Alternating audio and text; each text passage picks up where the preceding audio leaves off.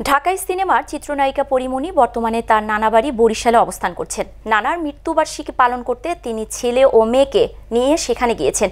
গিয়ে জানতে পারেন তার প্রথম স্বামী ইসমাইল হোসেন জমাদ্দার মারা গেছেন সড়ক দুর্ঘটনায়। হঠাৎ এমন দুর্ঘটনা তাকে ভীষণ কষ্ট দিয়েছে। তবে মন ভালো করা একটি ঘটনা ঘটল তার নানা বাড়ির উঠানে। সেই ভিডিও পোস্ট করেছেন তার সামাজিক মাধ্যমে। 26শে নভেম্বর মঙ্গলবার শীতের আবহে পরীমনি একটি ভিডিও প্রকাশ করেছেন তার ফেসবুকে, যেখানে দেখা যাচ্ছে স্কুলগামী শিক্ষার্থীরা বাড়ির উঠানে ভিড় জমিয়েছে। প্রিয় নায়িকাকে এক নজর দেখার জন্য তারা স্কুল থেকে ছুটি এসেছেন। পরীমনি তাদেরকে মজার ছলে বলছেন, তোমাদের টিচারকে নালিশ করব, তোমরা স্কুল পালিয়ে এসেছো নাকি। তারপর তাদেরকে বিকেলে আসার কথা বলেন অভিনেত্রী। তার কথাই বিকেলে আবারও চলে আসে তারা। সবার সঙ্গে একে একে সেলফি তুলতে দেখা যায় পরীমনিকে। ছবি তোলার পর্ব শেষ হলে পরীমনি ছেলে সবাইকে হাত তুলে বিদায়ও জানায়।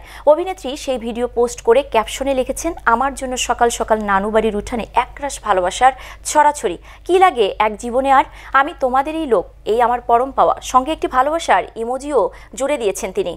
প্রসঙ্গত বাল্য বিয়ে হয়েছিল পরীমনির। তার সাবেক স্বামী ইসমাইল হোসেন জমাদ্দার 42 বছর বয়সে মারা গেছেন।